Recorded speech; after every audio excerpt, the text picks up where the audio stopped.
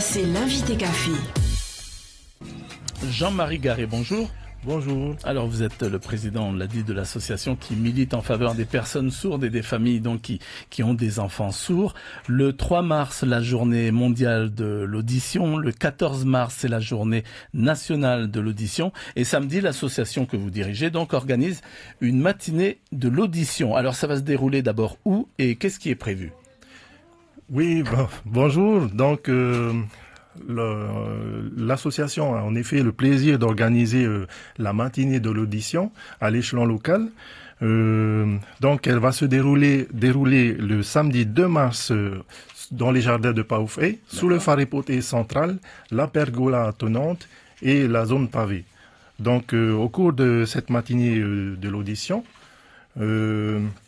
ça sera plutôt consacré à l'information et à la sensibilisation, parce qu'en fait, il y a un besoin commun des familles qui sont touchées par ce handicap. D'échanger leurs expériences, voilà. de se retrouver. Vous avez combien de membres dans votre organisation, dans votre association? Alors en fait, nous sommes une petite association, nous avons 30 adhérents. On vient de renouveler le bureau.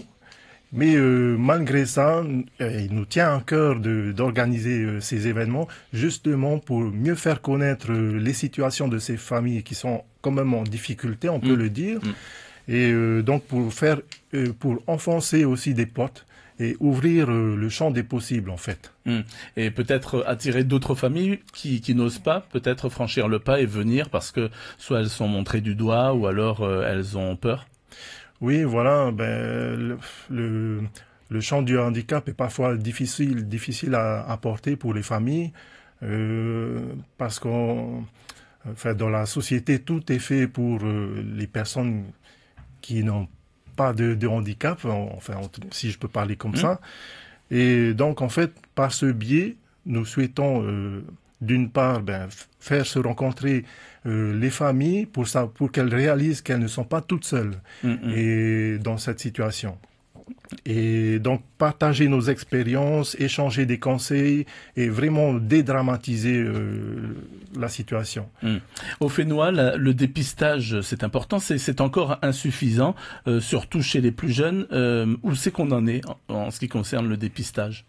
Alors, je vais tout d'abord parler au niveau national. En métropole, il existe le dépistage néonatal. Pour le moment, en Polynésie, il me semble que cela n'existe pas encore. Et donc, il y a parfois des personnes sourdes, ou je vais parler des enfants, qui passent entre les mailles du filet et qui se font dépister vraiment tardivement, parfois à 5 ans, ou même j'en connais qui se sont fait dépister à 15 ans. Et donc, l'intérêt du dépistage néonatal, c'est en fait d'acquérir une première langue maternelle. C'est très important pour assurer les bases de l'information, de la communication.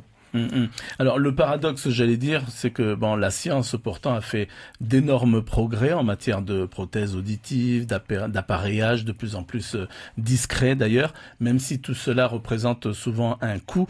Vous avez une idée par exemple des coûts concernant alors peut-être pas jusqu'aux prothèses, mais les appareils déjà auditifs? Oui, donc je vais prendre l'exemple d'une fille qui a appareillé sur les 2 oreilles, donc la paire d'appareils auditifs à un coût non négligeable, donc on peut compter jusqu'à un demi-million de francs, 500 000 francs.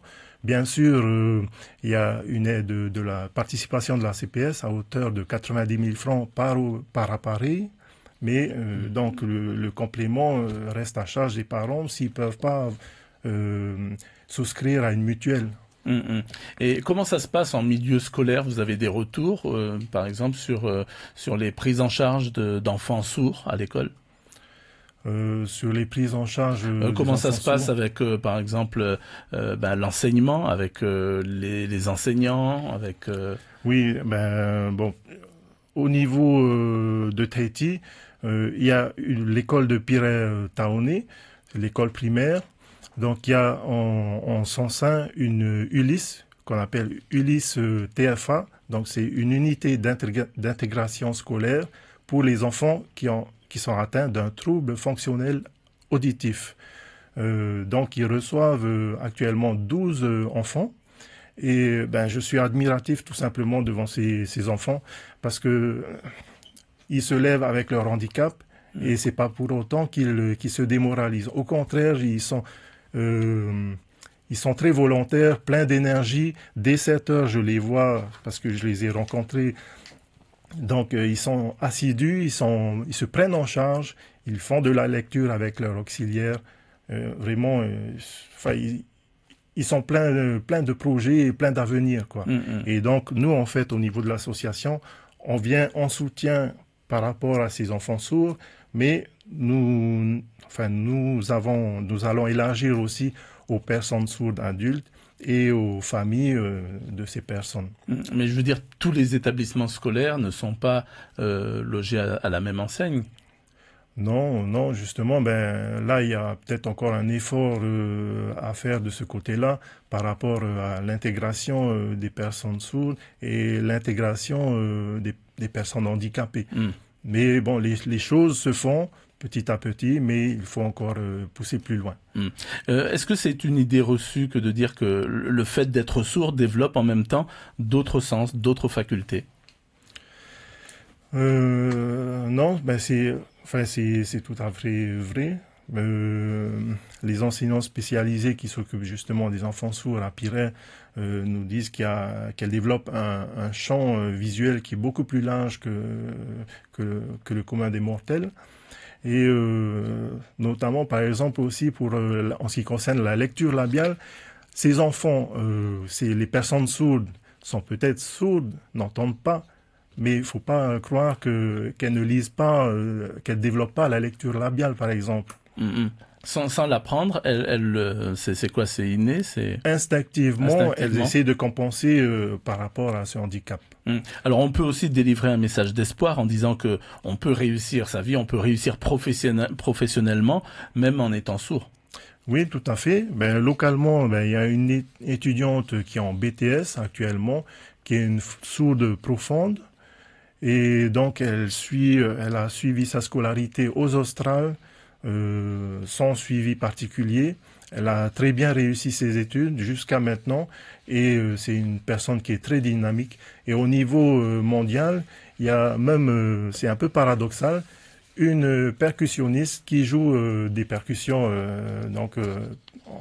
en tant que profession.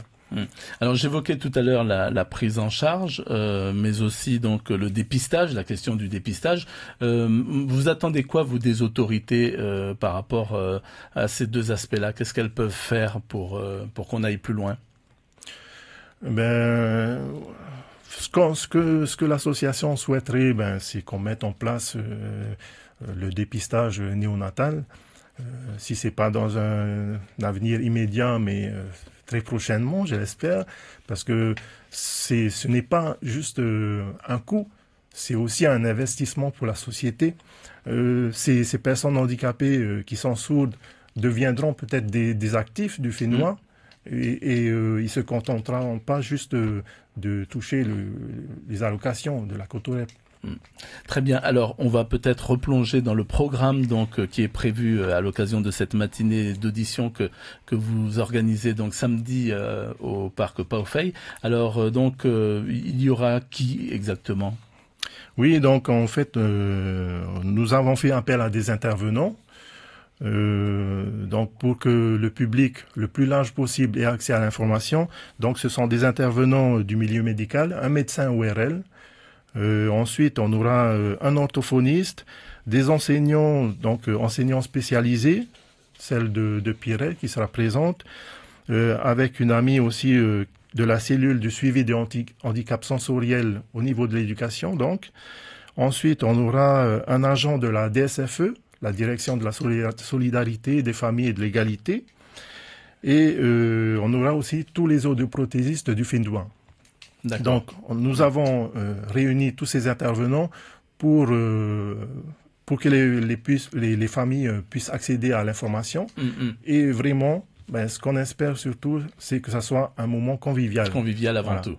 Donc, cette première zone d'information avec les professionnels. Ensuite, nous avons une autre zone qui est dédiée à des animations ludiques. Donc, ça sera plutôt axé pour les enfants. avec des jeux concours, du dessin. Parmi les jeux, il y aura peut-être de la lecture labiale.